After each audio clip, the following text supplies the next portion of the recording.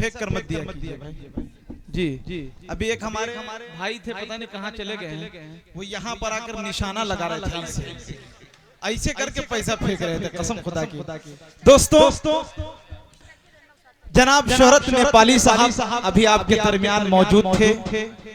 दोस्तों एक शेर मुझे याद आ रहा था कि ख्यालो फिक्र का मौसम हसीन रखते हैं, मिलेगी वादिये जन्नत यकीन रखते हैं, और शोहरत के हर एक शेर पर पैसा निकलने लगता है, अरे ये एटीएम से भी अच्छी मशीन रखते हैं। माशाअल्लाह बड़े अच्छे अंदाज में आपने सुना। लेकिन ये जो पीछे हमारे गुलफाम भाई के पास ये जो बच्चे बैठे हुए हैं, इन्होंने शोहरत भाई से कहा कि कल चाय पिलाएंगे आप लोग। पैसा देखकर इन लोगों का नियत बदल गया दोस्तों।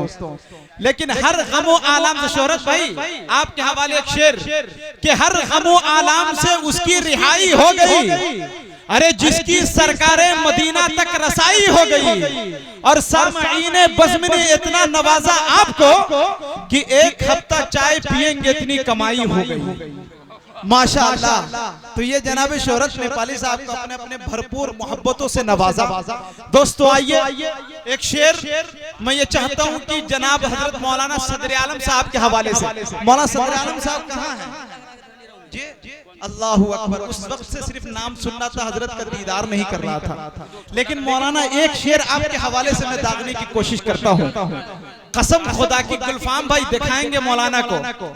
आप तो बहुत ज्यादा देखते हैं और यूट्यूब पर जो हजरात देखते हैं, मैं बता दूं आपको कि सिर्फ इंडियन 500 के नोट, जब ये शेर में पढ़ा हूं तो इंडियन 500 का नोट आया है, लेकिन अल्हम्दुलिल्लाह आज नेपाली 500 का नोट आएगा और मैं उसका दीदार करूंगा, देखेंगे इंशाल्लाह आप लोग।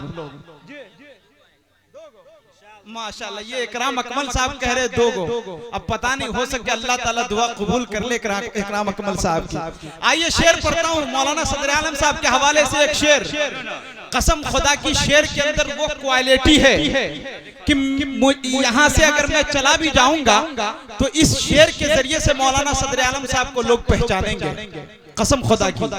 कि सिर्फ फुनगी ही नहीं जड़ लेगा बहुत मारेगा, सिर्फ फुनगी ही नहीं जड़ लेगा बहुत मारेगा, अरे अपने पंजे में जकड़ लेगा बहुत मारेगा, और जनाबे सदर आलम साहब की बुराई कहीं मत करना वरना जिन्नात पकड़ लेगा बहुत मारेगा। अरे जनाबे सदर आलम साहब की बुराई कहीं मत करना वरना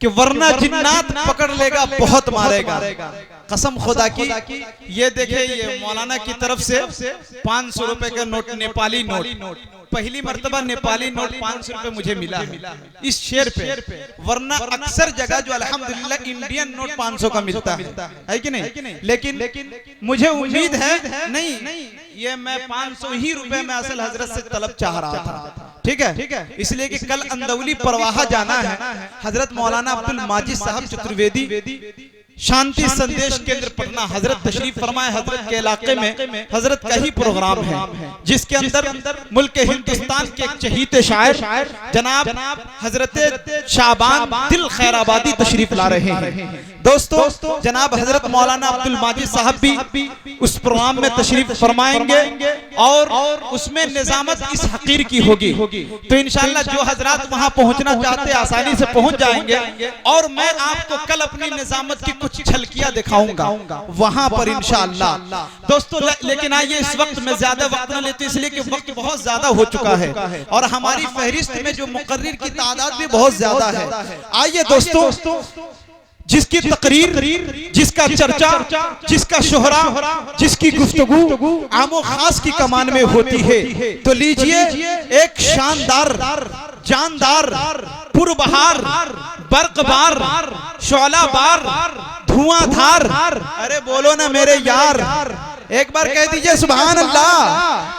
एक वलवला अंगेज, धमाका खेज, फिक्र अंगेज, हैरत अंगेज, नसीहत आमेज तकरीर करवाने जा रहा हूँ, जिनसे मेरी मुराद महारत ताम्मा रखने वाला एक मुनफरिद लबो लहजा का मुकर्रिर जनाब हजरत मौलाना अब्दुल माजिद साहब चतुर्वेदी, शांति संदेश केंद्र पटना।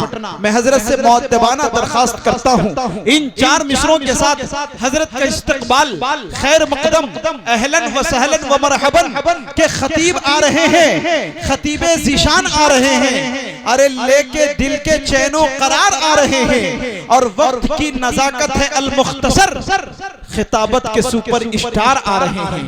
माइक पर हजरत वाला वसल्लम तस्लीमन कतीरन कतीरा।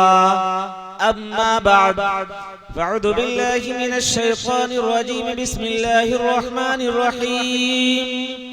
या अय्युहल इंसान मा गर्रक बिरब्बिकल करीम अल्लज़ी खलक़क फसव्वाक फअदलक फी अय्यि सूरतिन मा शाअ रक्कबक। सदक़ल्लाहुल अज़ीम। वक़ाल अन्नबिय्यु सल्लल्लाहु अलैहि वसल्लम या अय्युहन्नास इन्न रब्बकुम वाहिद व इन्न अबाकुम वाहिद। वक़ाल अलैहि सलातु वस्सलाम अल मुस्लिमु मन सलिमल मुस्लिमून मिन लिसानिही व यदिही औ कमा क़ाल अलैहि सलातु वस्सलाम। ओम भूर्भुवस्वः तत्सवितुर्वरेण्यं भर्गो देवस्य धीमहि धियो यो नः प्रचोदयात्। यो मामझमनादिं च वेत्ति लोकमहेश्वरम् असम्मूढस्य मर्त्येषु सर्वपापैः प्रमुच्यते। तमेव शरणं गच्छ सर्वभावेन भारत तत्प्रसादात् तां शान्तिमस्थानं प्राप्स्यासि शाश्वतम्। मुहतरम हाज़रीन, काबिले क़द्र सदर जलसा उलमाए किराम, आज के इस जलसे आम में शरीक होने वाले नौजवान दोस्तों, बुजुर्गाने दीन, अजीज बच्चों, पर्दे में बैठी प्यारी माँ और बहनों, अस्सलामु अलैकुम व रहमतुल्लाहि व बरकातुहू। रात बहुत देर हो चुकी है, मैं सीधे सीधे चंद बातें आप हजरात के सामने रखना चाहता हूँ। पहली बात यह है कि अल्लाह ताला ने हमें और आपको इंसान बनाया और 2 तरीके से मोहताज बनाया। एक हमारे जाहिर को मोहताज बनाया और एक हमारे बातिन को मोहताज बनाया। दूसरे लफ्जों में ये कह ले कि एक हमारे जिस्म को मोहताज बनाया है खाना, पानी, हवा का। अगर कोई गला दबा दे, नाक और मुंह बंद कर दे, हवा अंदर ना जाए, अंदर से बाहर ना आए, तो कोई जिंदा रहेगा? नहीं रहेगा। खाना पानी बंद कर दे तो इंसान धीरे धीरे कमजोर हो जाएगा। पता ये चला कि अल्लाह ने हम इंसान के जिस्म को मोहताज बनाया है खाने का, पानी का और हवा का। बिल्कुल इसी तरह हमारे बातिन को यानी हमारे रूह को और हमारे ईमान को भी मोहताज बनाया है ग़िज़ा का। मगर अल्लाह ने इन दोनों का इंतजाम अलग अलग तरीके से किया। जिस्म की ग़िज़ा को धरती का सीना चीर कर नीचे से धान, गेहूं, मकई, आम, जामुन, सेब, अनार की शक्ल में पैदा किया। और ईमान को मजबूत करने की ग़िज़ा अल्लाह ने आसमान की छत को फाड़कर किताबों की शक्ल में नाजिल फरमाया। मेरे भाइयों, आप हजरात से थोड़ी देर में गुफ्तगू कर लूं, बातचीत कर लूं। आप लोग देख रहे हैं मेरे हाथ में ये क्या है? कोई आदमी बताइए। मोबाइल। इस मोबाइल को किसने बनाया है, अल्लाह ने या इंसान ने? तो इस मोबाइल के चलने का तरीका, चलाने का तरीका कौन बताएगा, अल्लाह या इंसान? जिस इंजीनियर ने इसको बनाया है वही बताएगा ना कि इसको कैसे ऑपरेट करना है। आप जाते हैं मोबाइल खरीदने के लिए दुकान में, तो बॉक्स के अंदर ये पैक होता है। आप आते हैं घर में, बॉक्स खोलते हैं तो अंदर से एक मोबाइल निकलता है, एक चार्जर निकलता है, एक वॉकमैन निकलता है और एक छोटी सी पतली किताब निकलती है, छोटा बुकलेट होता है। उस बुकलेट में, उस छोटी सी किताब में लिखा होता है कि इस मोबाइल को कैसे यूज करना है। उसमें ये बात लिखी होती है कि अगर आपको किसी को फोन करना है तो नंबर लिखने के बाद ग्रीन बटन दबाएंगे तो आपकी कॉल जाएगी, और अगर किसी ने आपको फोन किया तो ग्रीन बटन दबाएंगे तो आपकी कॉल रिसीव होगी। ये उसमें लिखा होता है। हम लोग क्या करते हैं, सिम लगाते हैं, चार्ज करते हैं, किसी को फोन करते हैं, ग्रीन बटन दबाते हैं, कॉल जाती है, आता है फोन, ग्रीन बटन दबाते हैं, रिसीव करते हैं। ऐसे ही होता है ना। लेकिन कोई शमसी गांव का पहलवान जैसा आदमी ये कहे कि मैं इस मोबाइल को खरीदा हूं तो अब तो इसका मालिक मैं हो गया, अब इस मोबाइल को मेरा हुक्म मानना है, मैं जैसा कहूं इस मोबाइल को काम करने के लिए वैसा ही काम करे। अब ये अपना हुक्म फिट करता है कि मैं किसी को बात करने के लिए नंबर लिखने के बाद रेड बटन, लाल बटन दबाऊंगा, तो लाल बटन दबाएंगे तो आपकी कॉल जाएगी। और अगर कोई आदमी फोन करे आपको, लाल बटन दबाएंगे तो आपकी कॉल रिसीव होगी? नहीं होगी, कट जाएगा। पता ये चला कि इस मोबाइल को जिस इंजीनियर ने बनाया है, उस इंजीनियर के हुक्म को छोड़कर अपना हुक्म फिट करते तो मोबाइल काम करना छोड़ देता है। बिल्कुल इसी तरह हमको और आपको, औरत को और मर्द को, मुस्लिम को और गैर मुस्लिम को, मौलाना को और पंडित को, सब लोगों को नीचे वाले इंजीनियर ने बनाया या ऊपर वाले इंजीनियर ने? ऊपर वाले इंजीनियर ने। तो अब इस इंसान को कैसे ऑपरेट होना है, कैसे चलना है, ये तरीका कौन बताएगा, नीचे वाला या ऊपर वाला? जी, तो ऊपर वाले ने धर्म ग्रंथों में इंसान के जीने का मार्ग और तरीका बताया है।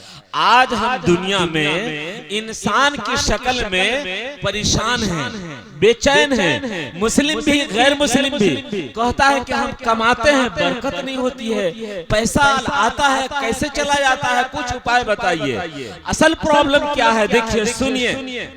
हमारे यहाँ मालूम हुआ कि कुछ हिंदू भाई भी तशरीफ रखते हैं और वो सुनने का मिजाज भी रखते हैं और इंतजार भी कर रहे थे। श्रीमद् भगवद गीता हिंदू समाज में पढ़ी जाने वाली, सबसे ज्यादा पढ़ी जाने वाली किताब है श्रीमद् भगवद गीता।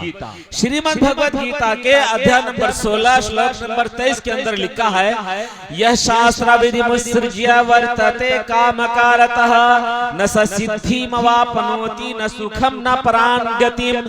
जो आदमी धर्म विधि को छोड़ दे, धर्म शास्त्र को छोड़ दे और मनमाना आचरण करे, मनमाना जीवन बिताए, न सिद्धि मवापनोति न सुखम न प्राणगति, ऐसा शख्स न इस दुनिया में कोई बड़ा मकाम हासिल कर सकता है, न कोई कमाल हासिल कर सकता है, न कोई चैन और सुख और शांति पा सकता है इस जीवन में, न प्राण गति, प्राण निकलने के बाद भी नहीं सुख पा सकता है।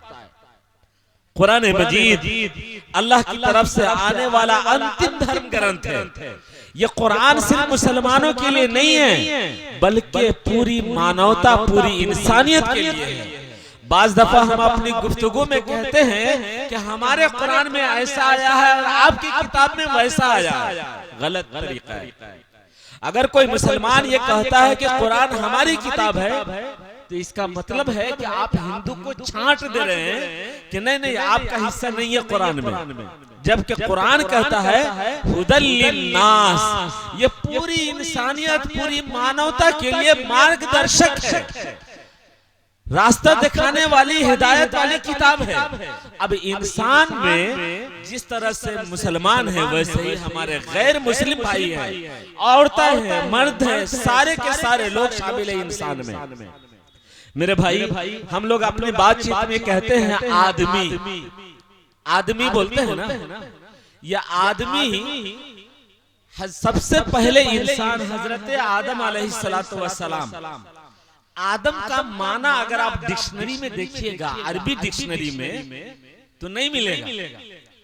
आदम का माना सिर्फ इतना लिखा होगा, सबसे पहले इंसान और सबसे पहले पैगंबर रसूल, सिर्फ इतना लिखा होता है। लेकिन वर्ड टू वर्ड, लफ्ज ब लफ्ज माना उसमें नहीं मिलता।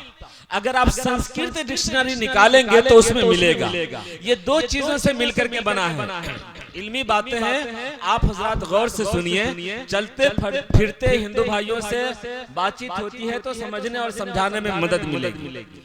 ये दो चीजों से मिलकर बना है, एक है आदि, दूसरा है मानव।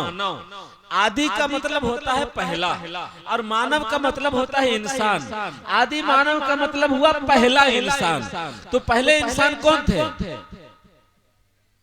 आदम अलैहिस्सलाम पहले इंसान वो है। उनको जो धर्म मिला था वही धर्म ओरिजिनल धर्म है, वही धर्म असली धर्म है। उसी के धर्म को हजरत नूह अलैहिस्सलाम ने भी प्रचार किया, इब्राहिम अलैहिस्सलाम ने भी प्रचार किया, यहाँ तक कि हजरत मोहम्मद सल्लल्लाहु अलैहि वसल्लम ने भी प्रचार प्रसार किया। अब बताइए कि मुसलमान जिस धर्म को मानता है, ये धर्म नया हुआ या पुराना हुआ? आदम अलैहिस्सलाम ही का धर्म है ना इस्लाम। तो ये इस्लाम पुराना हुआ या नया हुआ? कोई ना बोल रहा है, पुराना हुआ ना। इसी पुराने को संस्कृत भाषा में कहते हैं सनातन। सनातन का मतलब होता है पुराना और धर्म का मतलब होता है दीन। सनातन धर्म का मतलब हुआ पुराना दीन, जिसको कुरान मजीद में अल्लाह ताला ने फरमाया है वदालिका दीनुल क़य्यिम।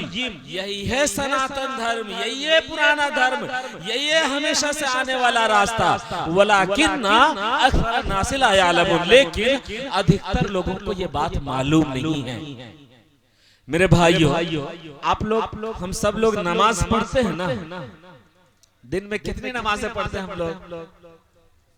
कम से कम 5 तो पढ़ते ही हैं। नमाज का माना उर्दू डिक्शनरी में नहीं मिलता है। नमाज का माना उर्दू लुगत में नहीं मिलता है। उर्दू डिक्शनरी खोलेंगे तो उसमें मिलेगा मखसूस अरकान के अंजाम देने को नमाज कहते हैं। लेकिन जब संस्कृत डिक्शनरी निकालते हैं तो उसमें इसका माना मिलता है। ये दो चीजों से मिलकर बना है। नमः अज, नमः का मतलब होता है झुकना, और अज कहते हैं अजन्मा को, यानी जिसका जन्म नहीं होता। तो जन्म किसका नहीं हुआ? हमारा जन्म हुआ, आपका जन्म हुआ, हमारे अब्बा अम्मा का जन्म हुआ, आपके अब्बा अम्मा का जन्म हुआ, सबका जन्म हुआ है। लेकिन उस मालिक का जन्म हुआ या नहीं हुआ? इसको अल्लाह ताला ने कुरान मजीद के सूरह इखलास में फरमाया लम यलिद व लम यूलद, वो अजन्मा है। और इसी बात को हज़रत मोहम्मद सल्लल्लाहु अलैहि वसल्लम से पहले श्री कृष्ण जी ने इस तरह से बताया यो मामा जमनादिम च वेत्ति लोक महेश्वरम असमूढ़ समर्थ्येषु सर्व पापैः प्रमुच्यते। जो व्यक्ति, जो शख्स अपने मालिक को अजन्मा मानेगा, पैदा न होने वाला मानेगा, उसका सारा पाप मिट जाएगा, धुल जाएगा। तो अब चाहे हिंदू हो या मुस्लिम, अपने मालिक को कैसा मानना चाहिए कि वो पैदा होता है या पैदा नहीं होता? वो अजन्मा है, पैदा नहीं होता है। हमारा आपका जन्म हुआ है। अगर कल को सुबह को उठे और हम कहे कि मैं ईश्वर हूँ, मैं अल्लाह हूँ, तो ये बात सही होगी? काहे सही ना होगी भाई? इसलिए कि हमारा जन्म हुआ है और अल्लाह का, ईश्वर का जन्म नहीं होता। ऋग्वेद के मंडल नंबर 3, मंडल नंबर 1, सूक्त नंबर 82, मंत्र नंबर 3 के अंदर कहा गया यो नः पिता जनिता यो विधाता धामानि वेद भुवनानि विश्वा यो देवा नामा नामधा एक एव तम सम प्रशनम भुवनयन्त्यनिया। कि वो पूरे संसार का रचयिता है, पूरे ब्रह्मांड की रचना करने वाला, पूरे ब्रह्मांड को अपने कंट्रोल में रखे हुआ है। उसकी कोई संतान नहीं है, उसकी कोई औलाद नहीं है, न वो किसी की औलाद है। वेद में है, गीता में है, कुरान में है, बाइबल में है, हर किताब में ये बात मौजूद है कि हमारा मालिक पैदा नहीं होता है, और जो पैदा होता है वो हमारा मालिक नहीं हो सकता है। अब आप लोगों से हम पूछना चाहते हैं, हजरत मोहम्मद सल्लल्लाहु अलैहि वसल्लम का जन्म हुआ था कि नहीं हुआ था? हुआ था ना। अगर कोई पंडित जी ये कहे कि श्री मोहम्मद सल्लल्लाहु अलैहि वसल्लम ईश्वर है, अल्लाह है, तो बताइए ये बात सही होगी? क्या सही ना होगी भाई? इसलिए कि इनका जन्म हुआ है, ये पैदा हुए हैं, इनके पिताजी का नाम था अब्दुल्ला, माता का नाम था आमना, इनका जन्म हुआ है, इसलिए ईश्वर अल्लाह नहीं हो सकते। ठीक है, श्री रामचंद्र जी राजा दशरथ के पुत्र और श्रीमती सीता जी के पति, इनका जन्म हुआ था कि नहीं हुआ था? अब अगर कोई मौलाना साहब, इमाम साहब ये कहे श्री रामचंद्र जी ईश्वर है, अल्लाह है, तो बताइए ये बात सही होगी? मौली साहब कहे तो ठीक नहीं होगी, लेकिन अगर पंडित जी कहे तो ठीक होगी। पंडित जी कहेंगे तब भी ठीक नहीं होगी। हाँ, ये बात हम सबको समझना भी और समझाना भी है कि हमारा आपका पूरे संसार का जो मालिक है वो एक अकेला है। उसी एक अकेले के सामने झुकने को संस्कृत में कहते हैं नमः, और अज का मतलब होता है अजन्मा। इन दोनों को मिला दिया, नमः जोड़ अज, नमाज हुआ, जो हम 5 मर्तबा पढ़ते हैं नमाज। संस्कृत में ये माना मिलता है, लेकिन अरबी डिक्शनरी में, उर्दू डिक्शनरी में इसका माना नमाज का नहीं मिलता। अरबी में कहते हैं सलात। अब हम नमाज पढ़ते हैं तो इसमें एक बहुत महत्वपूर्ण अमल होता है सजदा। सजदा को संस्कृत में कहते हैं, सजदा को संस्कृत में कहते हैं साष्टांग प्रणाम। ये 3 चीज से मिलकर बना है, बहुत इल्मी बातें हैं।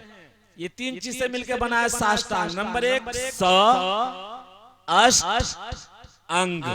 स का माना होता है सहित, यानी विद के माना में, सब लोग जैसे साथ में बैठे, साथ। और अष्ट कहते हैं 8 को, और अंग कहते हैं शरीर के अलग अलग पार्ट्स को। साष्टांग का मतलब हुआ ऐसा अमल जिसमें शरीर के 8 पार्ट धरती से टच हो जाएं, लग जाएं। वो कैसे हम करेंगे कि 8 पार्ट लगेंगे? मैं करके बताता हूँ, आप लोग करके बताएंगे ना दूसरे लोगों को। जलसा का मतलब क्या हुआ? जो सुना वो दूसरों को सुनाना है ना। कितने लोग सुनाएंगे? हाथ उठाएंगे। अल्हम्दुलिल्लाह। सुनने वाले को जगा दो कि मौलवी साहब कुछ दिखा रहे हैं। हम कितने पैर पे खड़े हैं? 2 पे या 4 पे? 2 पे। ठीक है। अब धरती पर कितने टच हुए? 2 पैर और 2 घुटना। कितने हुए? मैं दोनों हाथ रखूंगा तो कितने हो जाएंगे? और एक नाक लगा दूंगा तो कितने होंगे? और एक पेशानी लगाऊंगा तो कितने होंगे? ये हुआ साष्टांग प्रणाम। इसको कहते हैं साष्टांग। इसमें हम पढ़ते हैं सुभान रब्बियल आला। ये है सनातन धर्म की पूजा, ये है सनातन धर्म की इबादत। मगर हमारे हिंदू समाज में बसने वाले लोगों को इसका पता नहीं है। तो इसका पता बताने के लिए अल्लाह ताला ने एक खास कौम को जिम्मेदारी दी है, और उस खास कौम का नाम है मुसलमान। तो अब ये पता बताने के लिए किसको खड़ा होना चाहिए? हजरत गवाह रहेंगे, शमसी गांव के लोग कह रहे हैं मुसलमान को खड़ा होना चाहिए। लेकिन अगर आप लोग नहीं बताएंगे कल से अपने अड़ोस पड़ोस के हिंदू भाइयों को, तो हो सकता है कल क़यामत के रोज ये पकड़ेंगे कि आप लोग प्रोग्राम में बुलाए थे ना चतुर्वेदी साहब को, और उन्होंने करके बताया था, इतना आसान बना दिया था, आपने क्या ना बताया? तो जवाब दीजिएगा अल्लाह को।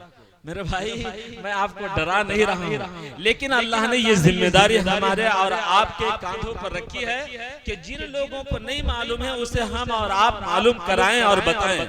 अब देखिए, हमारे सनातन धर्मी भाई कहते हैं जितने कंकर उतने शंकर। कहते हैं कण कण में है शंकर, यानी हर हर चीज में ईश्वर का अंश है, उसका टुकड़ा है, उसका जुज है। इसलिए हमारे लिए जायज है हम किसी भी चीज के सामने सर को झुका दें। वो लोग कहते हैं ऐसा, लेकिन धर्म ग्रंथ में ऐसा नहीं है कि कण कण में है शंकर, बल्कि धर्म ग्रंथ में क्या है? यजुर्वेद अध्याय नंबर 19 मंत्र नंबर 77 के अंदर है, सविता पश्चातात सविता परुस्तात सवेतुत्रातात सवेता धरातात। परमेश्वर आगे पीछे ऊपर नीचे दाएं बाएं हर ओर मौजूद है। हर तरफ मौजूद है। और कुरान में भी अल्लाह ने फरमाया फ़अइनमा तुवल्लू फथम्मा वजहुल्लाह, तुम अपना चेहरा जिधर फेरोगे उधर अल्लाह का जलवा पाओगे। तो हर तरफ होना अलग बात है और हर चीज में होना अलग बात है। उसकी मिसाल समझिए, मेरे हाथ में क्या है? जो जिंदा है वो तो देख रहे हैं, लेकिन जो लोग सो रहे हैं वो तो नहीं देख रहे हैं। क्या है मेरे हाथ में? मोबाइल। इस मोबाइल को जिस इंजीनियर ने बनाया है, क्या उस इंजीनियर के कोई पार्ट, कोई जुज, कोई टुकड़ा, उसका कोई अंग इस मोबाइल में लगा हुआ है? फिर कौन सी चीज है कि उस इंजीनियर की इसमें आज मौजूद है? उसकी कारीगरी है, उसकी फनकारी है। इंजीनियर मोबाइल को देख करके उसकी कारीगरी याद आती है, उसका हुनर याद आता है, उसकी फनकारी याद आती है। लेकिन इस मोबाइल के इंजीनियर का कोई पार्ट, कोई हिस्सा इस मोबाइल में नहीं है। जिस तरह से इस मोबाइल के इंजीनियर का कोई पार्ट इसमें नहीं है, बिल्कुल इसी तरह इस संसार और इस दुनिया और इस कायनात के इंजीनियर का कोई पार्ट इस कायनात की चीज में घुसा हुआ नहीं है, बल्कि हर चीज से उसकी कुदरत का, उसकी फनकारी का इजहार हो रहा है। जिसको अल्लाह ताला ने कुरान मजीद में फरमाया सनुरीहिम आयातिना फिल आफाक व फी अनफुसिहिम हत्ता यतबय्यन लहुम अन्नहुल हक, कि हम अपनी निशानियां इस पूरे संसार में भी दिखाएंगे और खुद तुम्हारी जात में भी दिखलाते रहेंगे जब तक कि हक वाज़े न हो जाए। उसकी चंद मिसाल मैं आपके सामने रखता हूं। देखिए, यह हमारा हाथ है। हमारे हाथ को किसने बनाया? अम्मा ने। कोई कहा अम्मा, अल्लाह ने बनाया ना। अगर अल्लाह चाहता तो यहां से लेकर के यहां तक एक ही लंबी हड्डी बनाता। अगर लंबी हड्डी बनाता तो हम और आप हाथ को मोड़ सकते थे। उसकी कारीगरी देखिए कि उसने पैर से लेकर के सर तक पूरा ढांचा बनाया और बाजू बनाया, फिर लंबी हड्डी बनाया, फिर केहूनी बना दिया, फिर लंबी हड्डी बनाया, कलाई बना दिया, फिर कुछ आगे बना करके उंगलियां बनाई और उंगलियों में छोटा छोटा छोटा छोटा छोटा छोटा छोटा छोटा पोर बना दिया। हम जब चाहते हैं मुट्ठी खोल लेते हैं, बंद कर लेते हैं, कलाई घुमा लेते हैं, केहूनी मोड़ लेते हैं, हाथ खोल लेते हैं। अगर वो एक ही लंबी हड्डी बना देता तो हम लोग हाथ को मोड़ सकते थे? नहीं ना। ये उसकी कारीगरी नहीं तो और क्या है? जरा और देखिए, हमारी पेशानी, हमारा चेहरा कितना सुंदर है। अल्हम्दुलिल्लाह। इंसान का चेहरा अपने ऊपर खाली गौर करें कि हमारे इस माथे की हड्डी को चौड़ी भी बनाया और लंबी भी बनाया। अगर वो चाहता तो यहाँ से लेकर के और यहाँ तक एकदम बराबर बराबर प्लास्टर कर देता, एकदम बराबर बराबर प्लास्टर कर देता, तो हम लोग कैसे दिखते? उस मालिक ने कितनी सुंदरता से काम लिया, कितना हसीन, कितना खूबसूरत हमारे चेहरे को बनाया कि यहाँ लंबी चौड़ी हड्डी बनाया, गाल बनाया, दोनों के बीच में ताक बनाया, ताक में कटोरी लगाया, कटोरी में गोली फिट किया, अंदर अंदर वायरिंग फिट किया। गोली बहुत नाजुक है तो सामने में पर्दा लगा दिया और उसके आगे झालर भी लगा दिया। ये उसकी कारीगरी नहीं तो और क्या है? सामने से कोई चीज आती है, फौरन झालर हिलता है, पर्दा बंद हो जाता है, आंख बंद हो जाती है। ये उस मालिक की फनकारी नहीं, कारीगरी नहीं तो और क्या है? मेरे भाइयों, ये बातें हमारे उन भाइयों को जो इस्लाम और ईमान से महरूम है पता नहीं है। ये बातें उनको मालूम है जो कुरान और हदीस को पढ़ता, सुनता, समझता, सुनाता है। इनकी बड़ी जिम्मेदारी होती है कि ये इन बातों को उन लोगों तक पहुंचाने का काम करें। अगर नहीं पहुंचाएंगे तो ये लोग कल क़यामत के रोज हमारा दामन पकड़ सकते हैं और हमसे पूछ सकते हैं कि आपने बताया क्यों नहीं था। मेरे भाई, अगर हम और आप यहाँ से, यहाँ तो एयरपोर्ट नहीं है लेकिन काठमांडू जाती है ना बस, शमसी से जाती है। अगर बस काठमांडू जाना हो तो टिकट लेना पड़ेगा या बगैर टिकट के ले जाएगा? टिकट लेना पड़ेगा ना। लेकिन अगर जनकपुर से हवाई जहाज से आप जाना चाहे काठमांडू या हज करने के लिए जाना चाहे मक्का, तो मक्का हज के लिए जाएंगे किससे? बस से या प्लेन से? हवाई जहाज से जाएंगे ना, तो बैठने से पहले क्या करना पड़ता है? टिकट बनाना पड़ता है। बगैर टिकट के कोई आदमी अगर उसमें बैठना चाहे तो बैठने देगा क्या? जब जाएंगे एयरपोर्ट पर तो पकड़ेगा नहीं पकड़ेगा, वो कहेगा भाई टिकट बताओ, टिकट होगा तो कहेगा स्वागतम, वेलकम, आइए आइए आइए। लेकिन अगर टिकट नहीं होगा तो वापस कर देगा। अगर कोई आदमी कहे कि मैं शमशी गांव का बहुत बड़ा जमींदार हूँ, बहुत रुपये पैसे वाला हूँ और बहुत बड़ा पहलवान हूँ, तो क्या उसको जाने देगा? उसको भी पकड़ेगा, कहेगा कि हटो नहीं तो हम तुमको उठा के पटक देंगे, तो जाने देगा? वो एक फोन निकालेगा जेब में से और फोन किसको करेगा? फोन पर किसको बुलाएगा? पुलिस को बुलाएगा ना, पुलिस के हवाले कर देगा। पुलिस वाले उसको पकड़ के कहाँ ले जाएंगे? गेस्ट हाउस में या जेल में? जेल में पुलिस वाले उसको अंडे से स्वागत करेंगे या डंडे से? डंडे से। ये सब चीज जानते हैं। तो इससे बचने के लिए हम लोग क्या करते हैं? पहले टिकट बनाते हैं। जब टिकट बना हुआ होता है तो कोई दिक्कत परेशानी चिंता की बात नहीं होती है। मेरे भाइयों, जिस तरह से हम एक जगह से दूसरी जगह जाने के लिए टिकट कंफर्म कराते हैं, वैसे ही हम आप सब के सब, हिंदू मुस्लिम आस्तिक नास्तिक औरत मर्द सब, एक दिन ऐसा आने वाला है कि हम लोग इस दुनिया ही से जाने वाले हैं। एक दिन हम लोग इस दुनिया ही से जाने वाले हैं और यहाँ से जाने के बाद दो ही जगह है, एक का नाम है स्वर्ग और एक का नाम है नरक, एक का नाम है जन्नत और एक का नाम है जहन्नम। मरने के बाद कहाँ जाना चाहेंगे? जन्नत में या जहन्नम में? जन्नत में ना। तो उसका टिकट तो पहले ही कंफर्म कराना पड़ेगा। कितने लोग हैं जो टिकट कंफर्म कराना चाहते हैं? बस बात खत्म करने से पहले टिकट कंफर्म कराएंगे इंशाअल्लाह। जो लोग चाहेंगे वही उन्हीं का कराएंगे इंशाअल्लाह। अल्हम्दुलिल्लाह सब लोग लगभग हाथ उठा रहे हैं। मेरे भाई, आप जाएंगे एयरपोर्ट तो एक फॉर्म भरेंगे। फॉर्म भरने के बाद आप देते हैं टिकट कंप्यूटर ऑपरेटर को। कंप्यूटर ऑपरेटर क्या करता है? कंप्यूटर में थोड़ा सा टिप टाप करता है और उसके बाद एक बड़ा बटन होता है, उसको कहते हैं इंटर। वो इंटर पर उंगली दबाता है और टिकट प्रिंट होकर के निकल आता है। बिल्कुल इसी तरह हमारे और आपके मालिक ने भी एक कंप्यूटर बनाया है और एक फॉर्म बनाया है। उस फॉर्म का नाम है दिल। और दिल में उसने 7 अलग अलग खाने बनाए हैं। उन 7 खानों को जो आदमी भरेगा और इंटर मारेगा उसका टिकट कंफर्म होगा। वो 7 खाने क्या है? ईमान मुफस्सल याद है ना? आमंतु बिल्लाहि व मलाइकतिही व कुतुबिही व रुसुलिही वल यौमिल आखिरी वल क़द्री खैरिही व शर्रिही मिनल्लाहि ताला वल बासी बादल मौत। ये 7 बातें कि ईमान लाया अल्लाह पर, अल्लाह की किताब पर, अल्लाह के रसूल पर, आखिरी दिन पर, तकदीर पर, मरने के बाद दोबारा उठाए जाने पर। ये 7 बात है। जो आदमी इन 7 बातों को दिलों में भरेगा और जबान से पढ़ेगा, जिसको हजरत मोहम्मद सल्लल्लाहु अलैहि वसल्लम ने फरमाया, मन क़ाला ला इलाहा इल्लल्लाह दखलल जन्नह। जिसने ला इलाहा इल्लल्लाह पढ़ा वो जन्नत में दाखिल हो गया।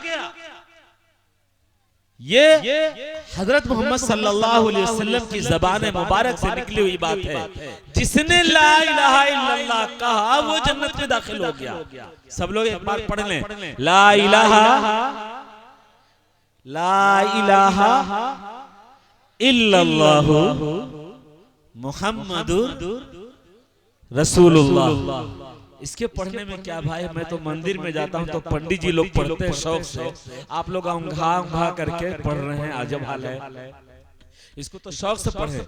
मेरे भाई, जो शख्स दुनिया से जाने से पहले अपना टिकट कंफर्म करा लेगा, इंशाअल्लाहुल अजीज मरने के बाद वो जन्नत में जगह पाएगा। मैं दुआ करता हूँ अल्लाह ताला से कि अल्लाह ताला हम सबको जन्नत का हकदार बनाए और जो हमारे मुस्लिम गैर मुस्लिम बिरादरान हैं उनके दरमियान भी हमें हक और अच्छी ईमान की बातें कहने की तौफीक अता फरमाए। अगर हम आप सिर्फ अपनी फिक्र करेंगे और उनको नहीं बताएंगे तो बरोज़े क़यामत हम पकड़े जाएंगे। ये अल्लाह की तरफ से हमारे ऊपर जिम्मेदारी।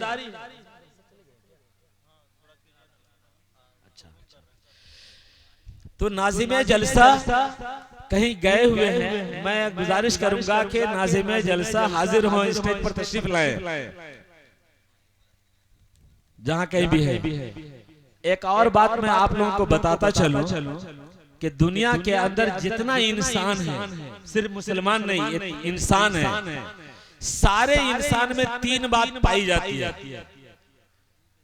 इन तीनों बातों को जरा गौर से सुनिएगा। दुनिया का हर आदमी मौत से बचना चाहता है ना, कोई आदमी मरना नहीं चाहता। अगर मालूम हो कि यहाँ पर बम ब्लास्ट होने वाला है तो कोई आदमी बैठेगा? नहीं बैठेगा, सब भागेगा। ऐसा नहीं कि सिर्फ मुसलमान चाहता है या औरत चाहती है या मर्द चाहता है, दुनिया का हर इंसान मौत से बचना चाहता है। लेकिन जब मौत का वक्त आता है तो मौत आके रहती है। नंबर 2, दुनिया का कोई भी इंसान बूढ़ा नहीं होना चाहता, हमेशा जवान रहना चाहता है। मगर इसका पता वो बताएगा जो बूढ़ा हो गया। जो बच्चा उसको तो जवानी का पता ही नहीं है, जो जवान है वो तो समझ रहे कि हम जवान है। लेकिन जो बुढ़ापे की उम्र में दाखिल हो गए हैं उनको पता है कि जवानी क्या होती है। तो इंसान अपनी जवानी को रोकने के लिए ताकतवर ग़िज़ाओं का इस्तेमाल करता है, मुक़व्वी ग़िज़ाओं का इस्तेमाल करता है ताकि हमारी ताकत बरकरार रहे, हमारी जवानी बरकरार रहे। लेकिन उम्र के ढलने के साथ साथ उसकी जवानी भी धीरे धीरे धीरे धीरे ढल जाती है। मगर कोई चाहता है कि मैं बूढ़ा हो जाऊं? नहीं। तीसरी बात, दुनिया का हर इंसान जो चाहता है उसकी ख्वाहिश होती है कि मेरी चाहत अभी पूरी हो जाए। वो अपनी चाहत को पूरी करने के लिए लंबे समय तक इंतजार करना नहीं चाहता। ये दुनिया के हर इंसान में ये बात पाई जाती है। मगर किसी इंसान की ये इच्छा पूरी नहीं होती कि मैं हमेशा मौत से बच जाऊं, हमेशा जवान ना हूं, बुढ़ापा ना आए और जो चाहूं वो सारी चाहत पूरी हो जाए। ये तीनों चाहत इंसान की पूरी नहीं होती। सच सच बताइए, क्या इन 3 बातों की तालीम किसी के माँ बाप ने दिया क्या? नहीं ना। किसी माँ ने अपने बच्चों को नहीं बताया कि बेटा तुम हमेशा जवान रहने की ख्वाहिश रखना, जो चाहो तुम्हारी चाहत फौरन पूरी हो जाए, हमेशा मौत से बचने की तमन्ना रखना। किसी माँ बाप ने नहीं बताया, किसी उस्ताद ने नहीं बताया, किसी दोस्त ने नहीं बताया। पर हर एक के दिल में ये बात आई कहां से? एक सवाल है, कहां से आई ये बात? जिसने दिल बनाया है उसी ने दिल में ये तीनों बातें पैदा कर दी। लेकिन अगर इसका उपाय भी कर देता तो कितना अच्छा होता, सोने पर सुहागा होता। अगर इसका उपाय भी होता तो जिस मालिक ने दिल में ये बातें पैदा की है उसने इसका इंतजाम भी किया है। लेकिन उसने इसके लिए दूसरी दुनिया बनाई है। उस दूसरी दुनिया में ये तीनों चीजें होंगी। जो आदमी जन्नत में जाएगा कभी मरेगा नहीं, उसको मौत नहीं आएगी। जो जन्नत में जाएगा कभी बूढ़ा नहीं होगा, हमेशा जवान रहेगा। जो जन्नत में जाएगा जब चाहेगा जो चाहेगा उसकी सारी चाहतें फौरन पूरी की जाएंगी। और जो जहन्नम में जाएगा वो भी कभी मरेगा नहीं, वो भी कभी बूढ़ा नहीं होगा। लेकिन जो चाहेगा उसकी कोई चाहत पूरी नहीं होगी। तो हम लोग कहां जाना चाहते हैं? जन्नत में। मेरे भाई, जो व्यक्ति चाहता है कि हमारी ख्वाहिश तमाम पूरी की जाए, हमारी जवानी हमेशा बाकी रहे, हम मौत से हमेशा बचे रहे, तो उनके लिए जरूरी है कि अभी इसी जीवन में, इसी जिंदगी में मरने से पहले पहले अपना टिकट कंफर्म करा ले, ताकि मरने के बाद अफसोस ना करना पड़े। मैं दुआ करता हूँ अल्लाह ताला से कि अल्लाह ताला हम सबको कहने सुनने से ज्यादा अमल करने की तौफीक अता फरमाए। देखिए, असल में जब मुकर्रिर आदमी बैठता है ना तो उसको मजमा देख करके बात करने की हिम्मत पैदा होती है। जिस शौक और रग़बत के साथ आप लोग नातिया अशार सुनते हैं उस शौक के साथ तकरीर नहीं सुनते। इसी वजह से मुकर्रिर आदमी भी अपना दामन झाड़ लेता है कि चलो जब सामने वाले में रग़बत नहीं है तो काय को हम अपना खर्चा करें। इसलिए मैं चाहता हूं कि आगे आने वालों के लिए रास्ता हमवार कर दूं। तो आप लोगों से मदद मांगेंगे तो मदद करेंगे आप लोग? इंशाअल्लाह। तो मैं ये चाहता हूं कि जो लोग पिछली कुर्सी पर हैं वो आगे आ जाए, एक एक कुर्सी आगे आ जाए, एक एक कुर्सी आगे आ जाए माशाअल्लाह माशाअल्लाह। जो लोग पिछले वाली कुर्सी पर है एक एक कुर्सी से आगे आ जाए थोड़ा सा माशाअल्लाह। जो लोग पिछली कुर्सी पे हैं आगे आ जाए जी, जहां में जहां तक जगह पाइए खिसकते खिसकते चले आइए। माशाअल्लाह, आगे आ जाए। बहुत उम्दा, जिंदाबाद जिंदाबाद। ये थे